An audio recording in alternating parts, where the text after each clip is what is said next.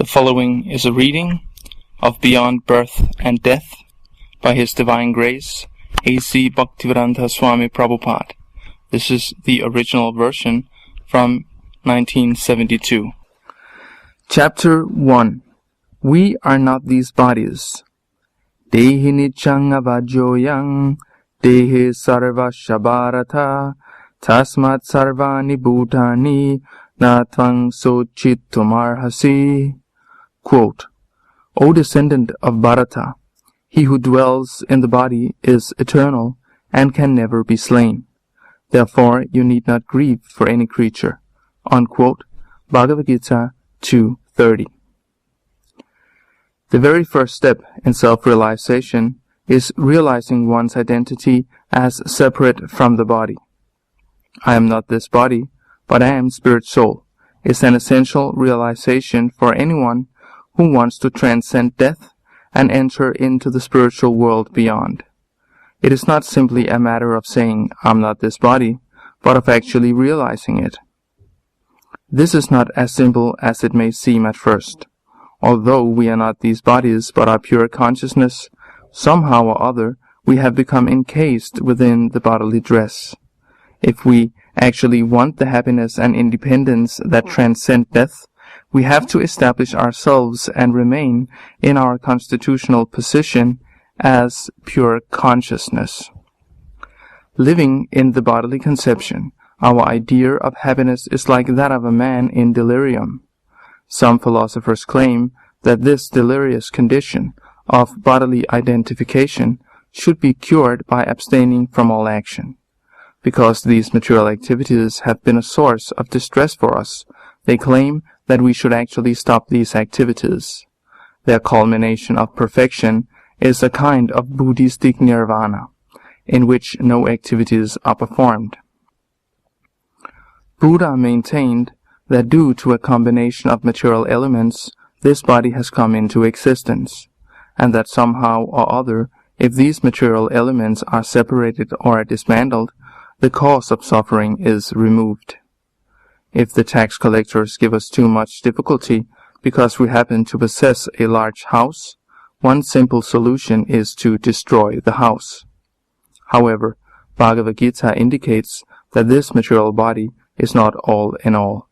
Beyond this combination of material elements, there is spirit, and the symptom of that spirit is consciousness.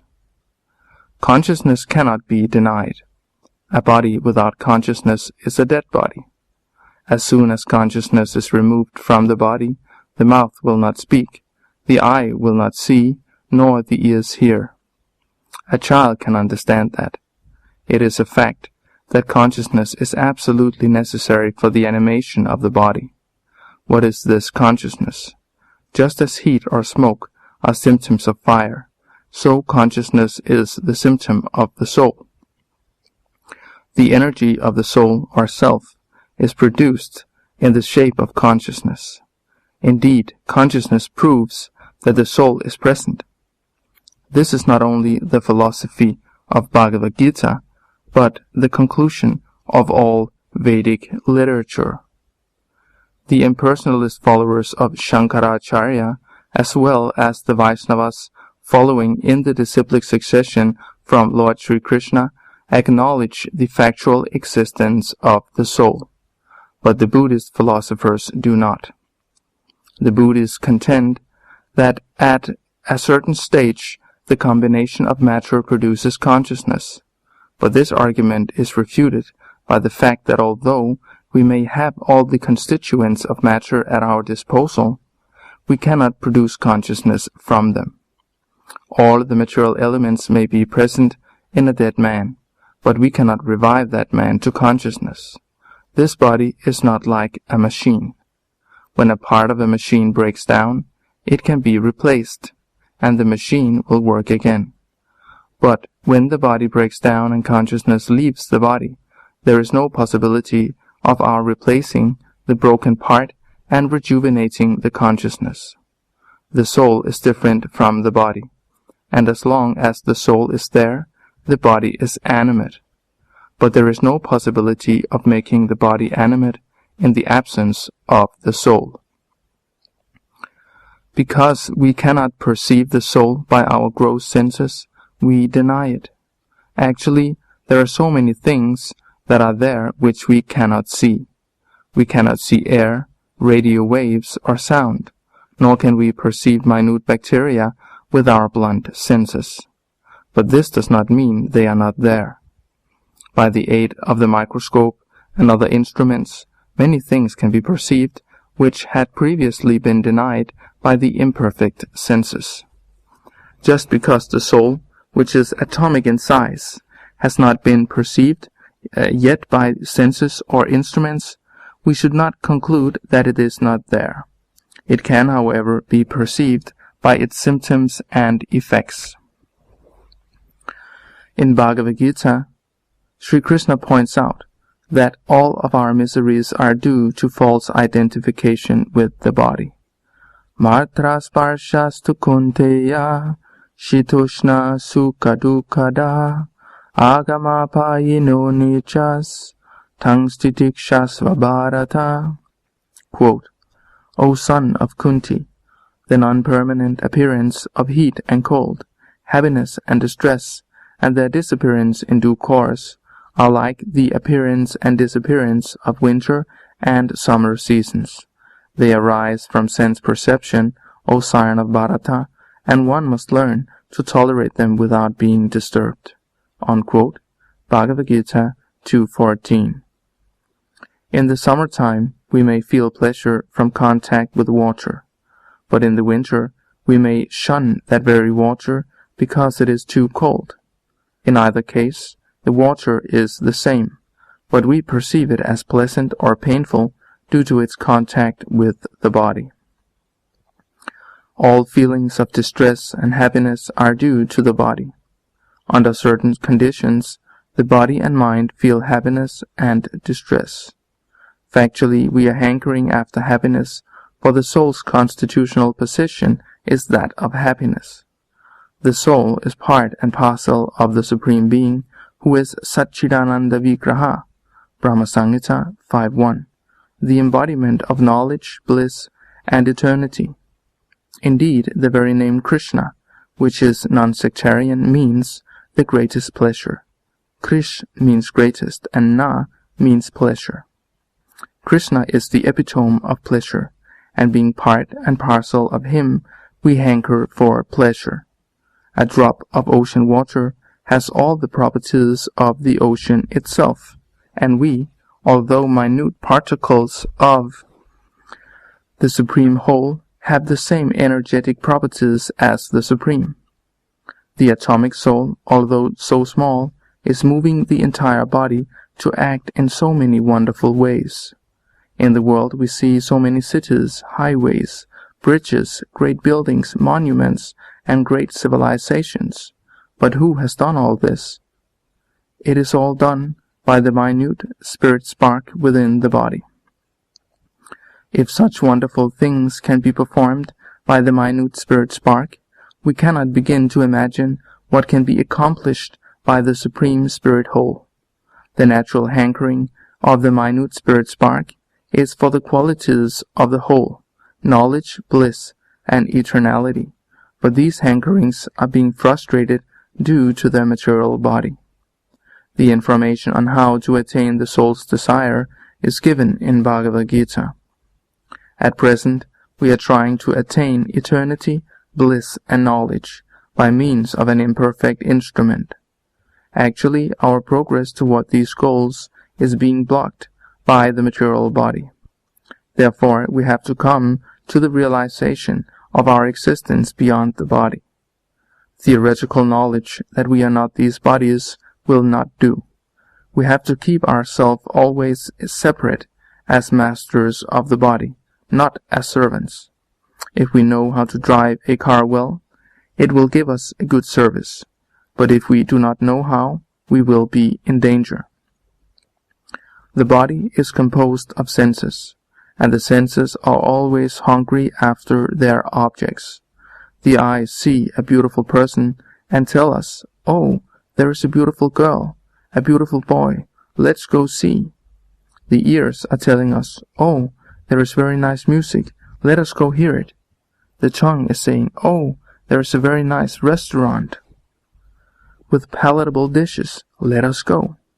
In this way, the senses are dragging us from one place to another, and because of this, we are perplexed. Indriyanang hi charatang yanmano nuvidiyate tarasya harati pragyang vayurnavam ivam bhasi. Quote, as a boat on the water is swept away by a strong wind, even one of the senses on which the mind focuses can carry away a man's intelligence. Unquote. Bhagavad Gita 2:67. It is imperative that we learn how to control the senses.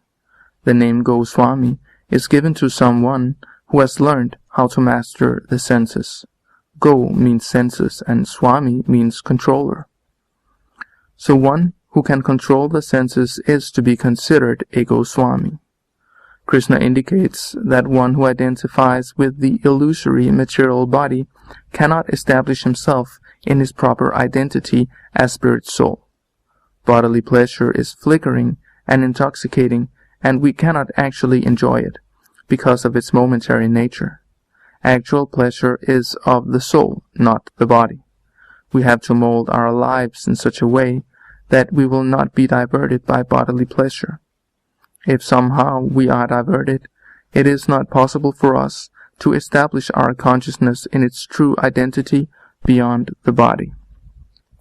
Bhogaisvarya prasaktanang taya parittachetasam vyavisayatmika buddhihi samado na vidiyate. Traigunya vishaya veda nistraigunyo pavarjuna nirdvandvo nitya sattvasto niryogakshema atmavan. Quote, in the minds of those who are too attached to sense enjoyment and material opulence, and who are bewildered by such things, the resolute determination for devotional service to the Supreme Lord does not take place. The Vedas deal with the subject of the three modes of material nature. Rise above these modes, O Arjuna. Be transcendental to all of them. Be free from all dualities and from all anxieties for gain and safety, and be established in the self. Unquote. Bhagavad Gita 2:44 and 45. The word Veda means book of knowledge. There are many books of knowledge, which vary according to the country, population, environment, etc. In India, the books of knowledge are referred to as the Vedas. In the West, they are called the Old Testament and New Testament. The Mohammedans accept the Quran. What is the purpose for all these books of knowledge? They are to train us to understand our position as pure soul. Their purpose is to restrict bodily activities by certain rules and regulations, and these rules and regulations are known as codes of morality. The Bible, for instance, has 10 commandments intended to regulate our lives. The body must be controlled in order for us to reach the highest perfection, and without regulative principles, it is not possible to perfect our lives. The regulative principles may differ from country to country, or from scripture to scripture, but that doesn't matter, for they are made according to the time and circumstances and the mentality of the people. But the principle of regulated control is the same. Similarly, the government sets down certain regulations to be obeyed by its citizens. There is no possibility of making advancement in government or civilization without some regulations.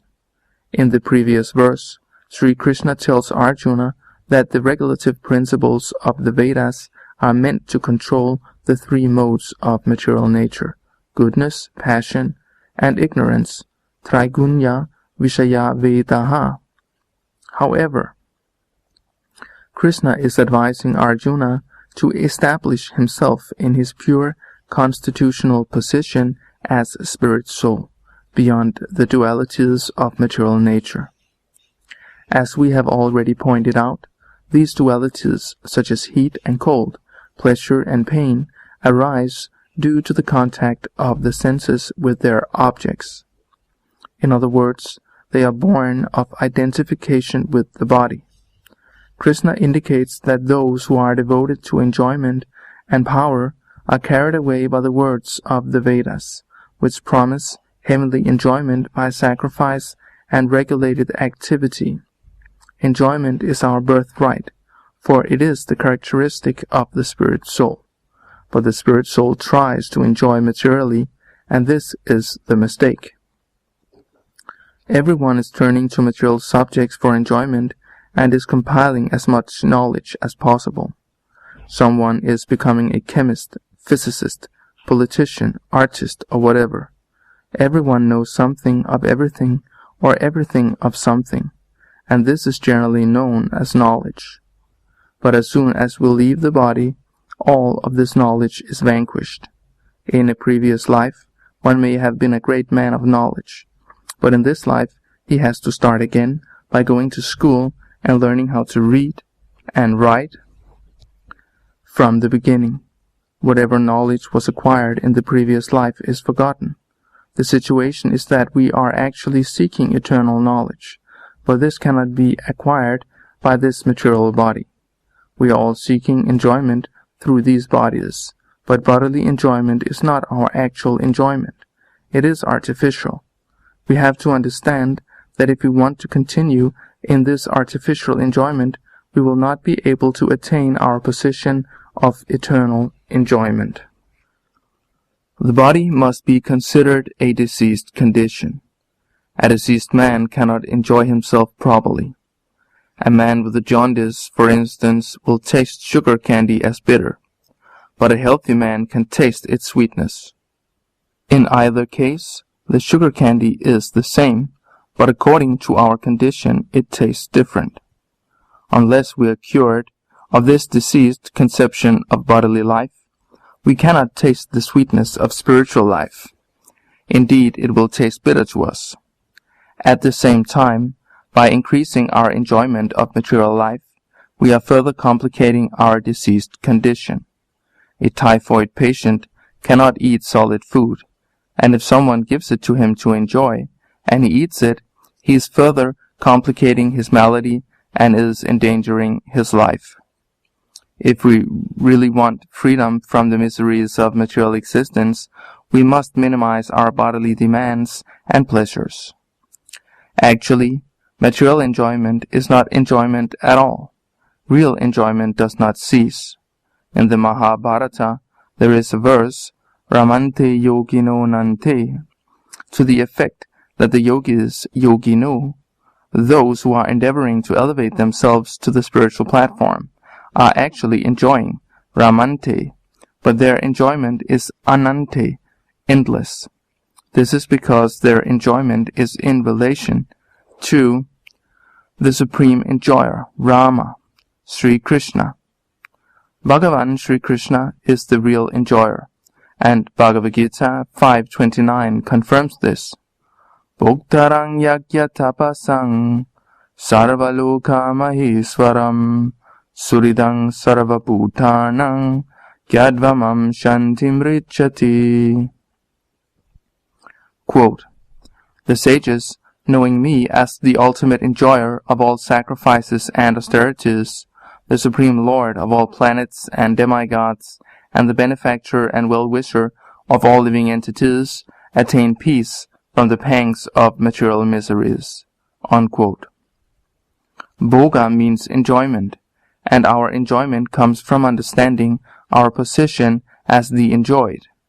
The real enjoyer is the Supreme Lord, and we are enjoyed by Him. An example of this relationship can be found in the material world between the husband and the wife. The husband is the enjoyer, Purusha, and the wife is the enjoyed, Prakriti. The word Pri means woman. Purusha or spirit is the subject, and Prakriti or nature is the object. The enjoyment, however, is participated in both by the husband and the wife. When actual enjoyment is there is no distinction that the husband is enjoying more or the wife is enjoying less. Although the male is the predominator and the female is the predominated, there is no division when it comes to enjoyment. On a larger scale, no living entity is the enjoyer. God expanded into many, and we constitute those expansions. God is one without a second, but He willed to become many in order to enjoy. We have experienced that there is little or no enjoyment in sitting alone in a room talking to oneself. However, if there are 5 people present, our enjoyment is enhanced, and if we can discuss Krishna before many people, the enjoyment is all the greater. Enjoyment means variety. God became many for His enjoyment, and thus our position is that of the enjoyed. That is our constitutional position and the purpose for our creation. Both enjoyer and enjoyed have consciousness, but the consciousness of the enjoyed is subordinate to the consciousness of the enjoyer.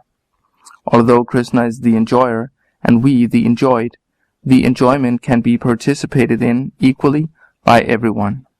Our enjoyment can be perfected when we participate in the enjoyment of God. There is no possibility of our enjoying separately on the bodily platform. Material enjoyment on the gross bodily platform is discouraged throughout Bhagavad Gita. Matras parshas tu kunteya shitusna shukadukada agamapayino nichas tangstitikshasva bharata. Quote, O son of Kunti, the non-permanent appearance of heat and cold, happiness and distress, and their disappearance in due course, are like the appearance and disappearance of winter and summer seasons. They arise from sense perception, O scion of Bharata, and one must learn to tolerate them without being disturbed. Unquote. Bhagavad Gita 2:14. The gross material body is a result of the interaction of the modes of material nature, and it is doomed to destruction. Antavanta ime deha nitya shuktaha sharirinaha anashino pramayasha tasmad yujashva bharata. Quote, only the material body of the indestructible, immeasurable, and eternal living entity is subject to destruction. Therefore, fight, O descendant of Bharata. Unquote. Bhagavad Gita 2:18. Sri Krishna therefore encourages us to transcend the bodily conception of existence and attain to our actual spiritual life. Gunanni tannati chatrin tehi deha samudbhavan janma mrichu jara dukhair vimuktum ritamasnute.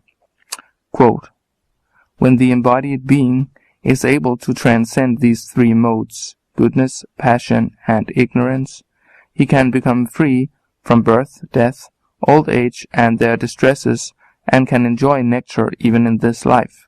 Unquote. Bhagavad Gita 14:20. To establish ourselves on the pure Brahma-bhuta spiritual platform, above the 3 modes, we must take up the method of Krishna consciousness. The gift of Chaitanya Mahaprabhu, the chanting of the names of Krishna, Hare Krishna, Krishna Krishna, Hare Hare, Hare Rama, Rama Rama, Hare Hare, facilitates this process. This method is called Bhakti Yoga or Mantra Yoga, and it is employed by the highest transcendentalists. How the transcendentalists realize their identity beyond birth and death, beyond the material body, and transfer themselves from the material universe to the spiritual universes are the subjects of the following chapters.